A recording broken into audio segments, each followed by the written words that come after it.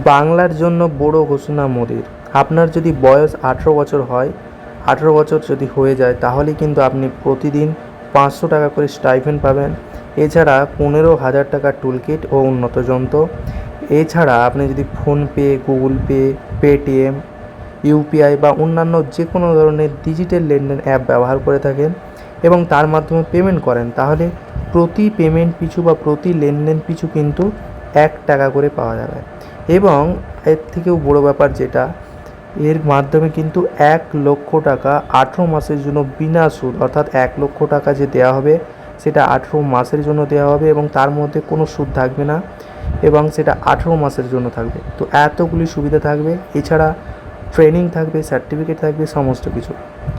এই যে সুবিধা বা এই যে ঘোষণা কোন প্রকল্পে, এই সমস্ত সুবিধা পাবেন বিশ্বকর্মা যোজনা নামক প্রকল্পে।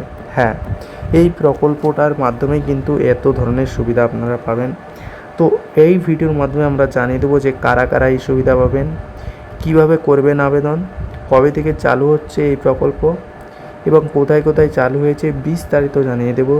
ভিডিওটা শুধুমাত্র শেষ পর্যন্ত দেখুন, বিনা স্কিপ না করে। প্রথমে আমরা দেখব যে কারা কারা এই সুবিধা পাবেন। দেখো, এই মুহূর্তে দাঁড়িয়ে কিন্তু মোট 18 ধরনের কারিগরদের এই সুবিধা দেওয়া হবে এবং যাদের বয়স 18+ হয়ে গেছে তারা কিন্তু এই সুবিধা পাবে। এবং 18 ধরনের কারিগরদের মধ্যে যারা নৌকা প্রস্তুত করে তারা পাবে। এর পাশাপাশি কারা পেতে পারে, এর পাশাপাশি পেতে পারে যারা কামার, যারা ছুতোর, স্বর্ণকার, তারাও পাবে। এছাড়া চর্মকার অর্থাৎ চামড়া শিল্পের সঙ্গে যারা যুক্ত রাজমিস্ত্রিরা পাবে এবং নাপিত যারা তারা পাবে।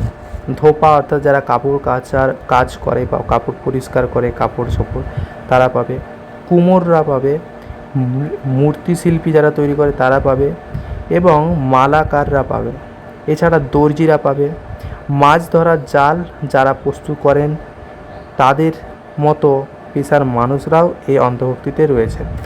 অর্থাৎ যারা ছোট ছোট শিল্পের সঙ্গে যুক্ত এবং ছোট থেকে মাঝারি শিল্পের সাথে যুক্ত, তারা সমস্ত ক্যাটাগরির সেই সমস্ত মানুষেরা কিন্তু, সেই সমস্ত কারিগরেরা এই প্রকল্পের সুবিধা পাবে।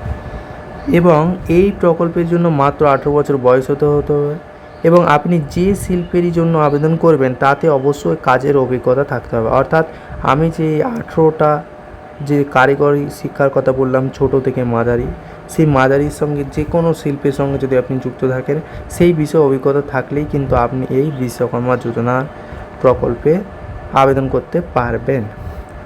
এবং এই প্রকল্পের মাধ্যমে কিন্তু প্রধানমন্ত্রী নরেন্দ্র মোদী দেশের প্রান্তিক মানুষের কাছে সমস্ত উন্নত পরিষেবা পৌঁছে দিতেই কিন্তু 2023 সালের 19শে সেপ্টেম্বর এই প্রকল্পের বিশ্বকর্মা পুজোর দিন কিন্তু এই প্রকল্পের ঘোষণা।